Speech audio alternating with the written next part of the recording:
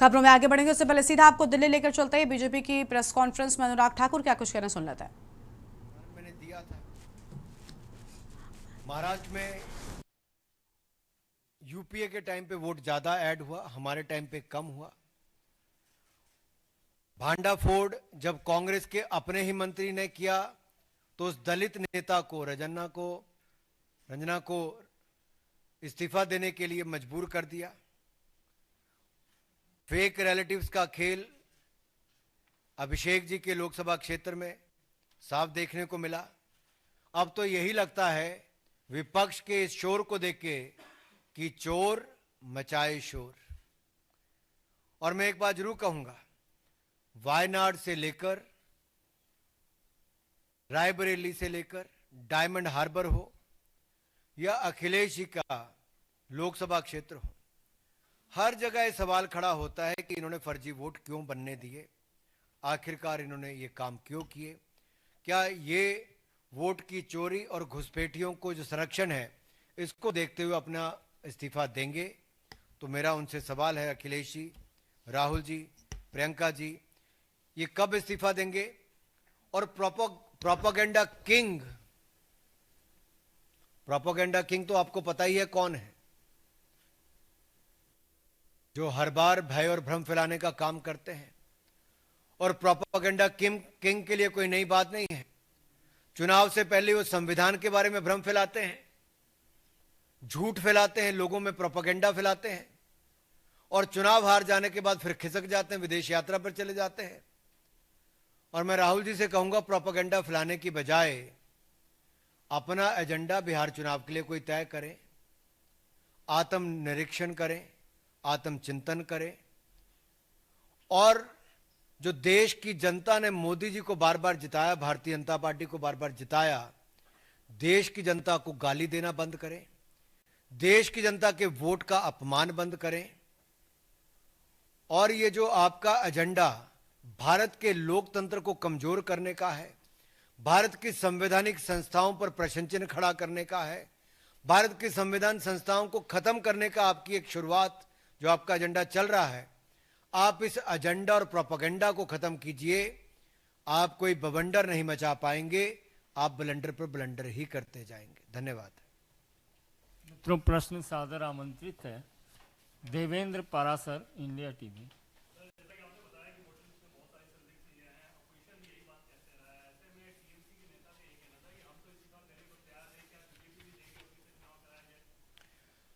हमारा तो भारत के लोकतंत्र में, लोकतंत्र प्रणाली में, भारत के मतदाताओं में और भारत के इलेक्शन कमीशन में हमारा विश्वास है। हम मोदी जी की लोकप्रियता, भारतीय जनता पार्टी एनडीए सरकार के कामकाज पर चुनकर आए हैं। जनता ने देश की सेवा करने का मौका दिया है और पिछले 11 वर्षों में नरेंद्र मोदी जी के नेतृत्व में देश 10वें नंबर से दुनिया की चौथी बड़ी अर्थव्यवस्था बना। 25 करोड़ गरीब गरीबी रेखा से बाहर आए, गरीबों का उत्थान हुआ, भारत का लोकतंत्र मजबूत हुआ। नरेंद्र मोदी जी दुनिया के सबसे लोकप्रिय नेता के रूप में चुनकर उभर कर आए। ये सब हमने किया है। और रिफॉर्म्स जब हम लाए, चाहे जीएसटी हो, वन नेशन वन टैक्स हो या अन्य रिफॉर्म्स हो, हमने रिफॉर्म्स में विश्वास किया है। देश के विकास के लिए, विकसित भारत के लिए जो भी रिफॉर्म्स लानी होगी हम उसके साथ खड़े हैं। और इलेक्शन कमीशन भी अगर फर्जी वोट को खत्म करने के लिए, सफाई करने के लिए एसआईआर प्रणाली को लाया है। 2003 में, 2002 में भी अगर आखिरी बार ये हुआ तो आज क्यों इस पर प्रॉब्लम खड़ी होती है? क्योंकि घुसपैठिए वोट बैंक पर जब प्रहार हो रहा है, बिहार चुनाव में कांग्रेस और आरजेडी को अपनी हार दिखती है, तो आज छटपटाकर प्रोपेगेंडा किंग एक नया भ्रम और भय जनता में फैलाने का काम कर रहे हैं। आगे बढ़ते हैं खबरों की ओर। देहरादून से खबर आपको हम बताते हैं, जहां पर सीएम पुष्कर सिंह धामी की अध्यक्षता में कैबिनेट की बैठक सचिवालय में होगी और कैबिनेट की बैठक कैबिनेट मंत्री गणेश जोशी, सुबोध उनियाल शामिल होंगे और सतपाल महाराज, धन सिंह रावत बैठक में शामिल होंगे। ये बड़ी जानकारी आपको हम बता रहे हैं, जहां पर कई अहम लोगों की मौजूदगी में इस कैबिनेट की बैठक का होना बताया जाता है। देहरादून से बड़ी जानकारी आपको हम बता दें, सचिवालय में होगी कैबिनेट की बैठक, बड़ी खबर आपको हम बता रहे हैं।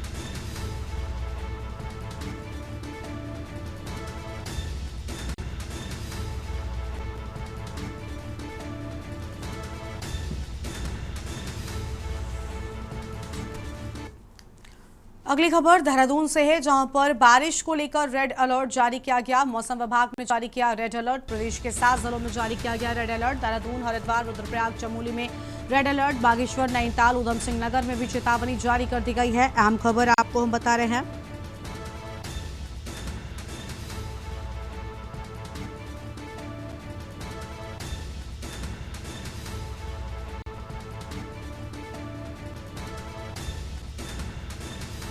मौसम विभाग ने जारी किया रेड अलर्ट। अहम जानकारी आपको हम बता रहे हैं। और प्रदेश के 7 जिलों में रेड अलर्ट जारी किया गया है। बड़ी जानकारी आपको हम बता रहे हैं।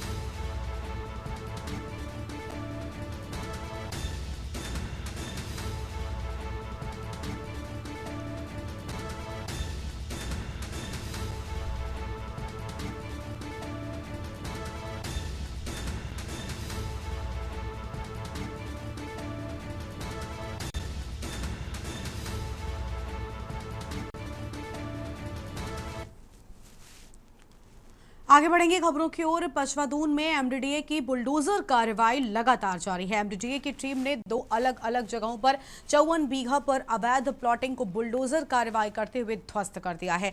दरअसल कुछ दिन पहले ही एमडीडीए की टीम को पचवादून क्षेत्र में अलग अलग स्थानों पर हो रहे अवैध निर्माण की शिकायत मिली थी, जिसके बाद एमडीडीए की टीम ने सहसपुर के चरबा में लगभग 50 बीघा जमीन पर हो रहे अवैध प्लॉटिंग को बुलडोजर से ध्वस्त कर दिया।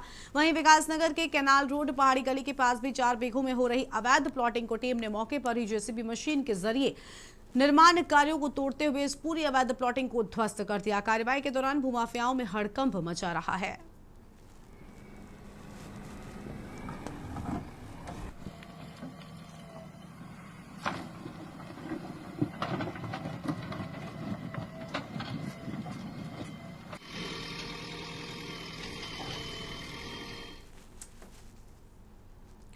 उत्तराखंड यूपी सीमा पर विवाहित युवती ने अज्ञात कारणों के चलते हल्दी देवहा नदी में छलांग लगाकर आत्महत्या कर ली। घटना की सूचना मिलते ही 17 मील पुलिस चौकी प्रभारी ललित सिंह बिष्ट अपने दलबल के साथ मौके पर पहुंचे।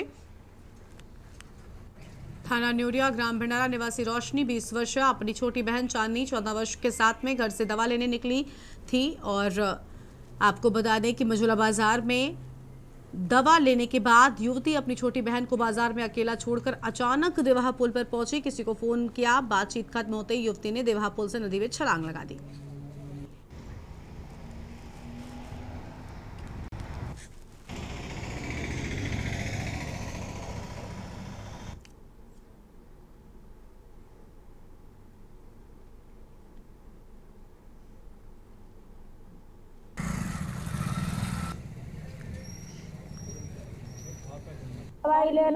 दवाई लेने का घर में क्या क्या दवाई लेने जा रही हो? हाँ, हम कह दई मम्मी हमने की दवाई ले लो, ले आओ, तुम रोटी ना खाती हो और तुम हुन से तब लट के आई का हम कब भैया तुम लट जाइयो तो कोई दवाई मम्मी ले आओ। मेरी संग करी एक पड़ोस में लड़की नहीं ही भाई संग में पैसा देने लगी डॉक्टर साहब का तल्लो जा पता ना पे बैठ के चली आई बे ढूंढती रही होना है कई दो सहेली घर है। सूचना मिली थी कि कोई महिला यहाँ कूद गई है, तो ज्ञात हुआ है कि कोई भंडारा की है, कोई रोशनी नाम की महिला है। ये इसकी शादी कहीं शाहजहाँपुर क्षेत्र में हुई, अपने मायके आई हुई थी।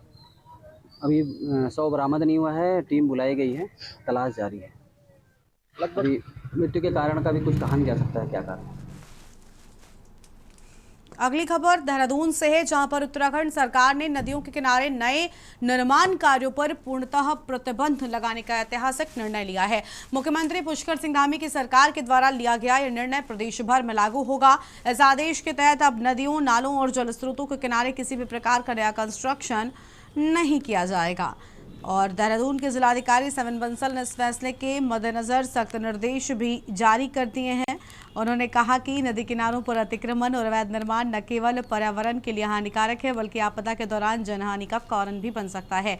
डीएम बंसल ने चेतावनी भी दी है कि इस नियम का उल्लंघन किया गया तो कड़ी कानूनी कार्रवाई भी की जाएगी और अवैध निर्माण को तत्काल ही ध्वस्त भी कर दिया जाएगा।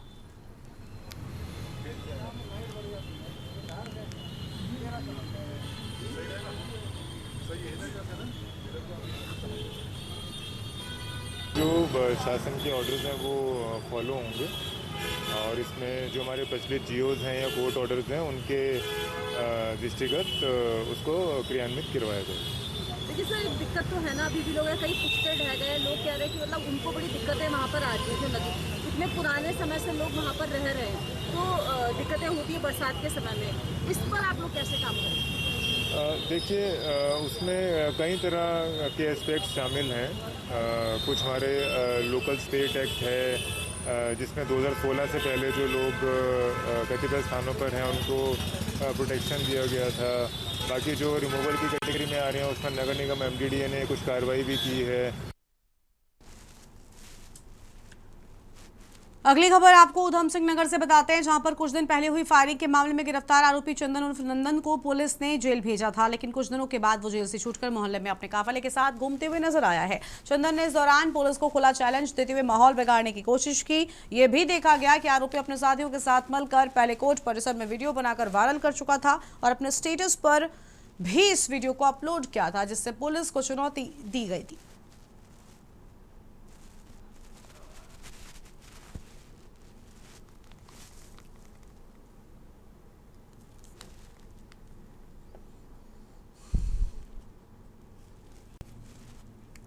और अगली खबर का रुख करेंगे। अगली बड़ी जानकारी डोईवाला से आपको हम बताते हैं, जहां पर विश्व हाथी दिवस पर लच्छीवाला रेंज में हाथी की चिट्ठी अभियान के तहत एक विशेष गोष्ठी आयोजित हुई, जिसमें विधायक ब्रजभूषण गैरोला व नगर पालिका अध्यक्ष नरेंद्र सिंह नेगी सहित अन्य पर्यावरण व पशु प्रेमी शामिल हुए। गोष्ठी में मानव एवं हाथियों के बीच बढ़ते संघर्ष पर गंभीर चिंता जाहिर की गई। वक्ताओं ने कहा, जंगलों में लगातार हो रहे अतिक्रमण और मानवीय गतिविधियों के चलते हाथियों के जीवन पर संकट मंडरा रहा है और जिससे वो हमलावर होते जा रहे हैं। वन क्षेत्र अधिकारी मेधावी कीर्ति सेठी ने कहा कि हाथी अत्यंत समझदार और शांत प्रवृत्ति का जीव होता है, लेकिन आवास क्षेत्र में अनाधिकृत हस्तक्षेप संघर्ष की स्थिति बना देता है। डोईवाला विधायक ब्रजभूषण गैरोला ने कहा कि हमें हाथियों के प्राकृतिक रहवास को सुरक्षित रखने की जरूरत है। ये संघर्ष सिर्फ वन्य जीवों का नहीं बल्कि मानव समाज का भी है। समय रहते नहीं जागे तो खतरा दोनों के लिए बढ़ जाएगा। जैसे कि आप विश्व दिवस 12 अगस्त को मनाया जाता है, तो हमने ये कार्यक्रम सिर्फ इसलिए किया है कि एक बहुत बड़ा संदेश इस पूरे क्षेत्र में गूंजे, जिससे कि लोगों को पता चले कि जब आपको हाथी दिखता है तो आपको क्या करना है, क्या नहीं करना है। और जो हमने देखा है ज्यादातर क्षेत्र में जो नहीं करना है लोग वही करते हैं। तो उसी वजह से 12 अगस्त से लेके 15 अगस्त तक जो हमारा स्वतंत्रता दिवस हम मनाएंगे, उसमें हम इस पूरे अभियान को खत्म करेंगे और साथ ही साथ सारे क्षेत्र में नुक्कड़ नाटक और क्या कहते हैं हमारे अनाउंसमेंट के थ्रू जन जन तक ये चीजें बातें पहुंचाएंगे कि क्या होना चाहिए, क्या नहीं होना चाहिए। दिवस पर सबको बहुत बधाई शुभकामनाएं देता हूं। और आज हमारे लच्छीवाला रेंज में आज ये एक गोष्ठी आयोजित की गई और जिसमें हमारे क्षेत्र के सभी हमारे जनप्रतिनिधि, नगर पालिका चेयरमैन, सभासद और आसपास के काफ़ी ग्रामीण लोग की सहभागिता इसमें रही है। और हमारे रेंज अफसर, इनके द्वारा ये कार्यक्रम के यहाँ पे किया गया है, मेधावी जी द्वारा। और इसमें विशेष करके जो हमारी धास संस्था है, जो पर्यावरण के लिए, वन पर्यावरण के संरक्षण संवर्धन के लिए बहुत लंबे समय से काम कर रही है, उनका भी इसमें सहयोग रहा है।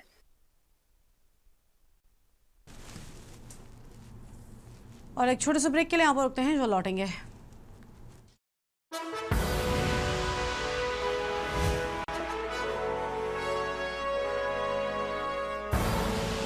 आप देख रहे हैं के न्यूज़, खबरों का साथ।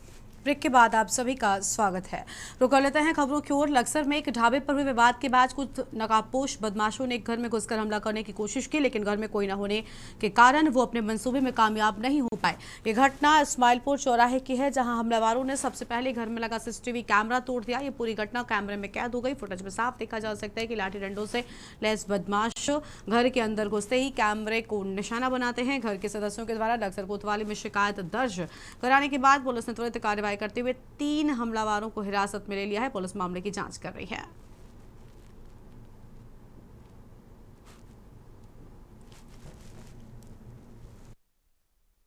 इस्माइलपुर ग्राम में कुछ लड़के हैं जिनका मुंह पे नकाब लगा के सीसीटीवी कैमरे को क्षतिग्रस्त करने का वीडियो वायरल हो रहा है। इसमें पुलिस ने संज्ञान लिया है और पुलिस जांच में जुटी है। जो भी अभियुक्तगण इसमें प्रकाश में आएंगे, उसमें सुसंगत धाराओं में मुकदमा दर्ज करके कार्रवाई की जाएगी। और अगली खबर नैनीताल से है, जहां पर नेशनल यूथ दिवस 2025 के अवसर पर उत्तराखंड राज्य विधिक सेवा प्राधिकरण के तत्वाधान में उच्च न्यायालय नैनीताल में विशेष कार्यक्रम आयोजित किया गया। इस मौके पर उच्च न्यायालय के न्यायाधीशों ने अपने आवासों से पैदल चलकर न्यायालय पहुंचकर एक संदेशात्मक पदयात्रा की है। और इस पदयात्रा में न्यायमूर्ति सुभाष उपाध्याय, न्यायमूर्ति आलोक वर्मा, न्यायमूर्ति आलोक मेहरा, न्यायमूर्ति आशीष नैथानी सहित कई अहम लोगों की मौजूदगी देखने को मिली है। इस पहल का मुख्य उद्देश्य युवाओं को देश के विकास में सक्रिय भागीदारी के लिए प्रेरित करना, नई चुनौतियों से निपटने की प्रेरणा देना और साथ ही पर्यावरण संरक्षण व स्वास्थ्य के प्रति जन जागरूकता फैलाना था। ये पदयात्रा समाज को न्याय, जागरूकता और जिम्मेदारी का संदेश देने वाली एक प्रेरणादायक पहल रही है।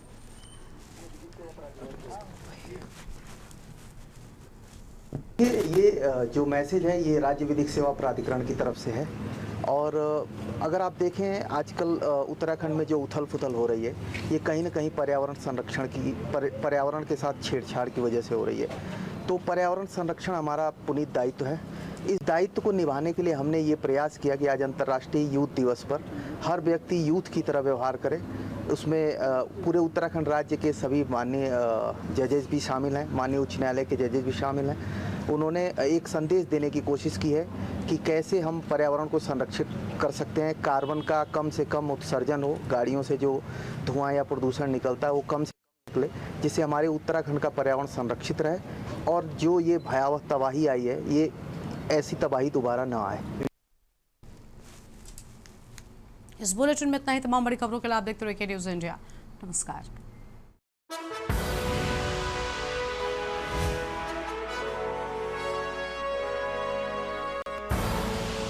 आप देख रहे हैं के न्यूज़, खबरों का सारथी।